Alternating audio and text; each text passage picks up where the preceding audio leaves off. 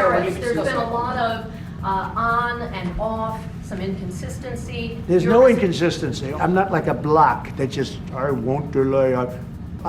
It's called flexibility. It's not called inconsistency. It's called flexibility. President Donald Trump's long-awaited promises to protect American workers and industry have become a reality. In one of his latest statements, he promised to double steel tariffs to a record 50%. This was supposed to strengthen production and bring security and prosperity to the American steel industry. But what happened when this measure came into effect? What does this policy really hide? And how has it affected the country's largest companies? After Trump imposed those sweeping 25% tariffs on aluminum and steel imports, the European Union retaliating with tariffs on up to $28 billion of U.S. goods.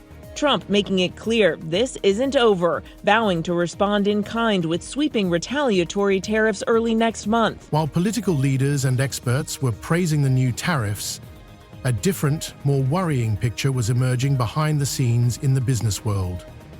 The companies that were supposed to support the economy and stimulate job growth began to sharply cut their forecasts, raise prices, and most importantly, leave the United States. Ready? The higher the tariff, the more likely it is that the company will come into the United States and build a factory in the United States so it doesn't have to pay the tariff. That will take many, that will take many years. In fact, I'll tell you, there's another theory is that the tariff, you make it so high, so horrible, so obnoxious that they'll come right away. When I do the 10%, 10% is really, first of all, 10% when you collect it is hundreds of billions of dollars. The numbers that you're talking, all reducing our deficit. But really, so there's two ways of looking at a tariff. You can do it as a money-making instrument, or you can do it as something to get the companies. Now, if you want the companies to come in. This quiet exodus of major brands is not just a temporary setback. It is the beginning of a massive extradition of jobs out of the country.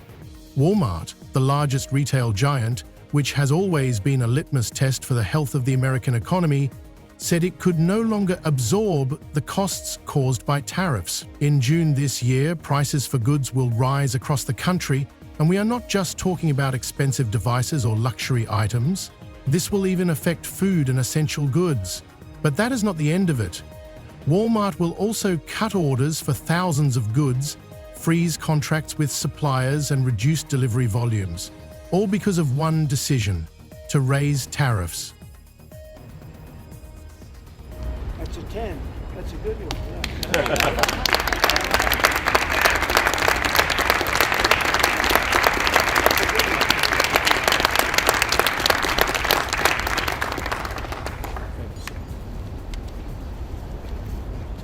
Similar problems have begun in the automotive industry.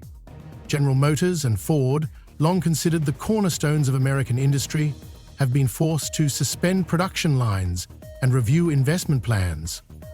Why? Because it is unclear how much their cars will cost in a week or a month.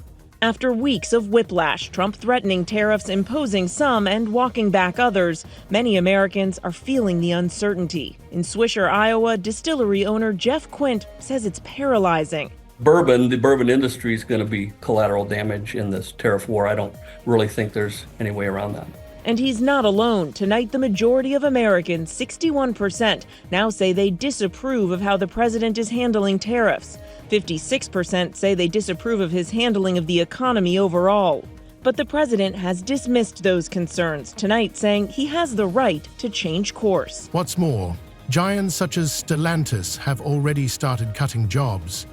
370 people have lost their jobs in India, all because of tariff increases.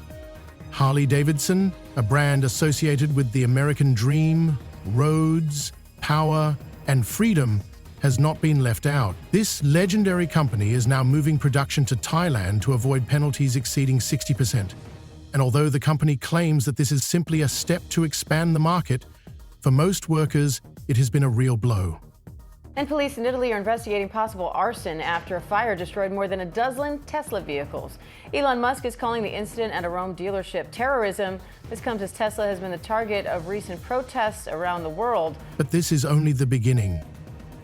Influential American corporations are facing a situation where they can no longer plan for the future. They are responding to this chaos in different ways. Some are raising prices, others are cutting their forecasts, and still others are starting to move their production abroad entirely. How does this affect ordinary Americans? What do the people behind successful brands have to say about it?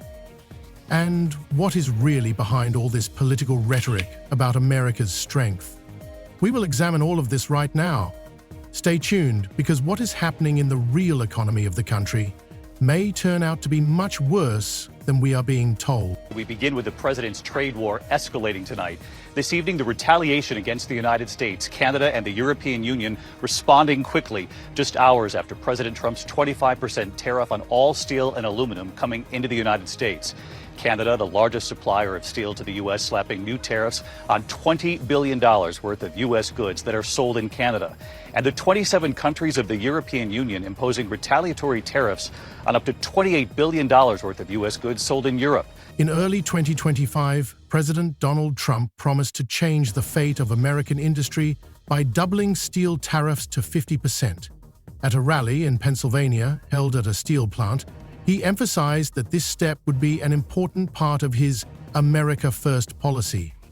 "We will make America great again," Trump said, promising that this move would guarantee job security in the steel industry and strengthen the United States' position on the world stage. But were these promises a reality for the industry, or just another political move designed to boost his popularity among voters? I think you're going to remember today, it's going to be a free nation that we're dealing with. We're going to have a very free and beautiful nation.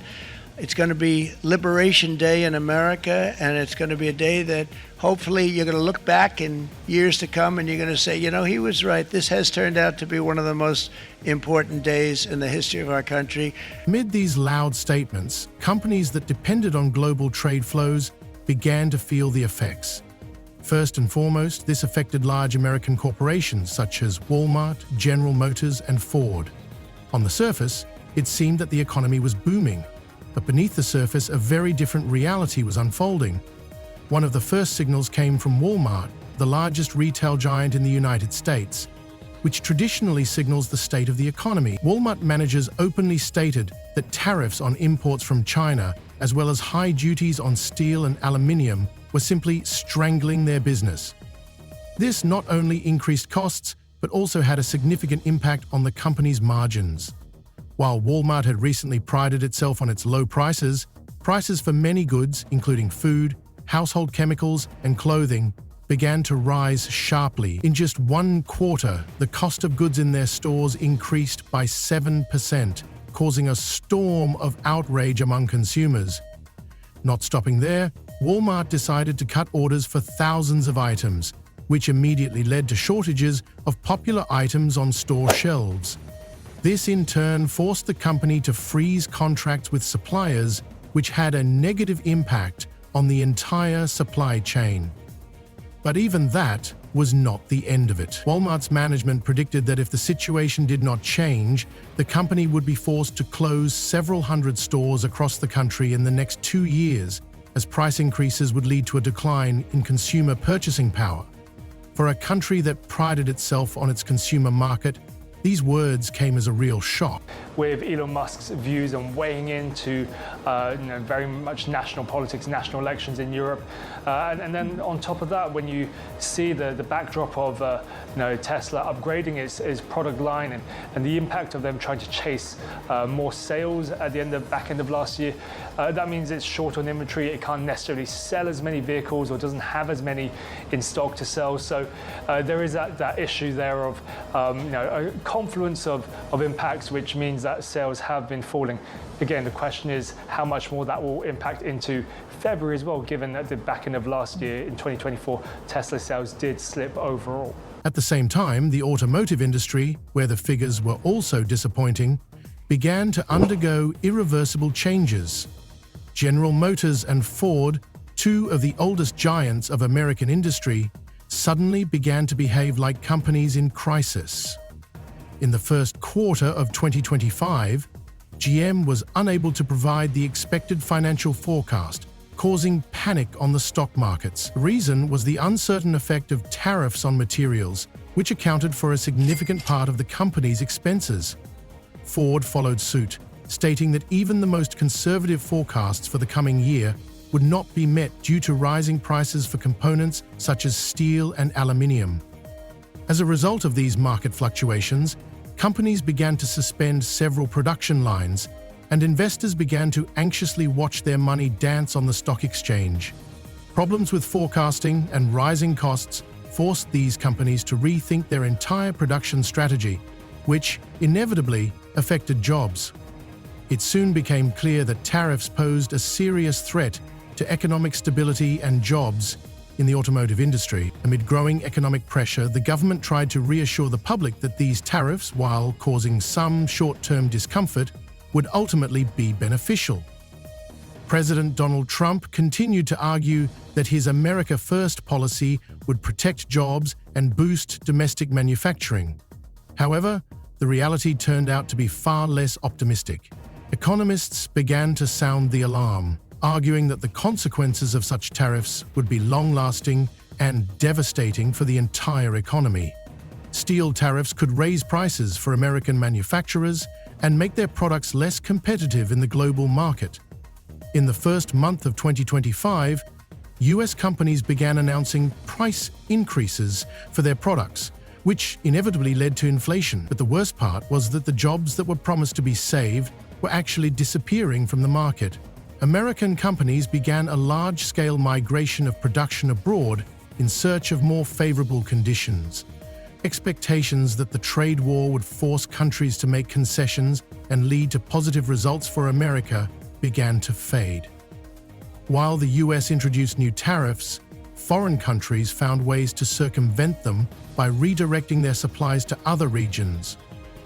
One such example was the decision by major Asian countries to shift supplies through third countries such as Mexico and Thailand. Such moves not only reduced the effectiveness of tariff measures, but also stimulated economic growth in other parts of the world, while American companies, on the contrary, lost their market positions.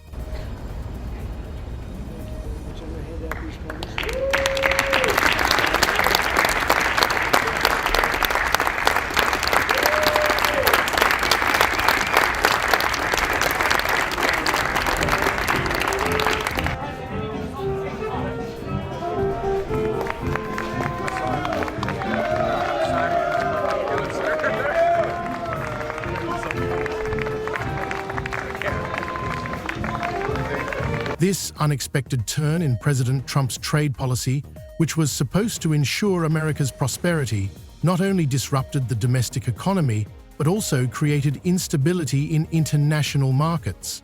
The abrupt steps and uncoordinated actions in this direction have had long-term consequences that are becoming more apparent every day. Not only have jobs not returned to the country, but they have begun to move to other parts of the world where labor costs are lower and tariff barriers are weaker. As a result, instead of strengthening the country, President Trump's policies led to an invisible but tangible economic collapse that was difficult to hide. In the final months of 2025, the consequences of the tariff policy began to manifest themselves on an even more dramatic scale. Companies that were once seen as bastions of the American economy were now under threat. Against the backdrop of ongoing economic pressure on giants such as Walmart and General Motors, even more high-profile examples emerged, companies that were forced not only to raise prices, but also to reallocate their capacity, including moving production abroad. One of the most striking examples is Harley-Davidson, a brand historically associated with American culture and ideas of freedom, which has further fueled public discontent. Harley-Davidson, known for its symbol of American power and independence, was forced to move part of its production to Thailand to avoid a 60% import duty imposed on products manufactured in the United States as part of the tariff policy. In a statement, The company's management tried to convince the public that the decision was related to market expansion and strategic growth. However, workers at the Milwaukee and Menominee Falls plants did not hide their disappointment, calling the decision nothing less than policy-driven outsourcing rather than an economic necessity. By the time the decision was made public, the public reaction was so fierce that many could not believe that one of America's most famous brands was moving production overseas. How can this be related to growth, they asked, pointing to the decades of hard work that had made Harley-Davidson what it was in the eyes of Americans. US President Donald Trump has announced a 25% tariff on all car and light truck imports into the country. It's due to come into effect on April 2nd. Economists and world leaders are warning that it will be a tax on consumers and have a chilling effect on the global economy. But to Americans, Trump paints a rosy picture, predicting that the levies will spur growth. In 2025, the long-term and destructive effects of the tariff policy began to show on the country's economy. When 5 major American companies began to openly declare that they were forced to close their production facilities, lay off staff, and move part of their operations abroad, it sent an alarming signal to the entire economy. But the worst was yet to come, when unofficial but increasingly urgent statements began to emerge from numerous companies across the United States. Most of them were not ready to speak openly about it, fearing a possible wave of public discontent. But behind closed doors, unexpected decisions were being made. Nike, a company that not only actively sold sports shoes but was also a flagship for the American economy, announced in early June 2025 that it was going to raise prices on its products. Although this was a predictable move in light of the tariff changes, the problem was actually much deeper. The price increase for shoes by $2.00 per pair was only part of the picture. But what was really worrying was how this increase affected consumer spending power. In a country where many people were accustomed to buying Nike products, a huge segment of the population was now forced to give up their usual purchases. This was not limited to luxury goods, which were seeing price increases. The process also affected basic models that had previously been affordable to the middle class. Some items simply disappeared from store shelves as reworked shipments could not withstand rising transportation costs and customs duties. These changes at one of America's largest brands signaled that the overall goods market was entering a serious crisis. As Nike and other companies like Walmart raised prices, consumers began to pay more attention to their spending. Local shops that had previously enjoyed stable demand became irrelevant. Ordinary people were faced with rising prices every day, but they couldn't always understand why this was happening. While the US government continued to claim that the tariff increases were intended to protect American jobs and revive industry, in reality, the tariffs were becoming a tool that was destroying the economy itself. All this was accompanied by companies having to look for new ways to maintain their profitability. When Walmart announced that it would start raising prices across the country in July, the consequences of this move were enormous. Not only did it affect Americans' purchasing power, but it also caused nervousness among small businesses and suppliers. Many of them could not afford the increased prices for goods, which led to the closure of small retail outlets across the country. Very soon, most small companies were forced to abandon contracts with large suppliers and switch to less expensive options. This meant that the most vulnerable segments of society faced shortages of goods, while large corporations strengthened their market power by raising prices for essential items. Things only got worse. Along with price increases, American companies began announcing job cuts and factory closures. Caterpillar completely shut down its production line, saying it could no longer remain in the country under such conditions. As a result, millions of workers who had previously been proud to work for manufacturing giants such as Caterpillar and GM found themselves out of work. The problems were not limited to rising prices and job losses. American companies began to move their operations en masse to other countries, where tariffs were not as high and the tax burden was lower. These changes had an irreparable impact on the entire structure of the American economy. General Motors, which was experiencing problems with forecasting its financial performance, began to review its plans for the future. They were only able to emerge from the crisis by moving production to countries with more stable economies. Ford did the same, announcing a reduction in car production in the United States. This decision was due to rising tariffs on materials such as steel, which made cars more expensive and less competitive on international markets.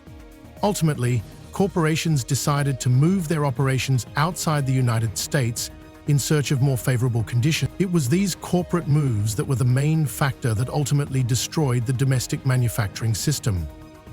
A new trend emerged. Companies began to massively redirect production to Mexico, Vietnam, and Thailand, where tariffs were much more favorable. These countries became quiet but powerful players in the global market as their economic conditions became more attractive to foreign investors than the United States. This process accelerated after all the negative consequences of the tariff policy became apparent. Companies, seeking to avoid further losses, began to actively move their production abroad, which inevitably led to increased unemployment and social instability in the United States. But the most frightening consequence of this process was that the United States began to lose its industrial independence.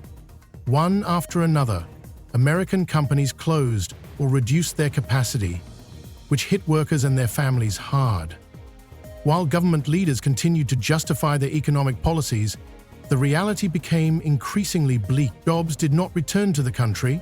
On the contrary, they left, along with highly skilled specialists and production facilities. As a result of this trade and tariff war, the American economy found itself on the brink of collapse.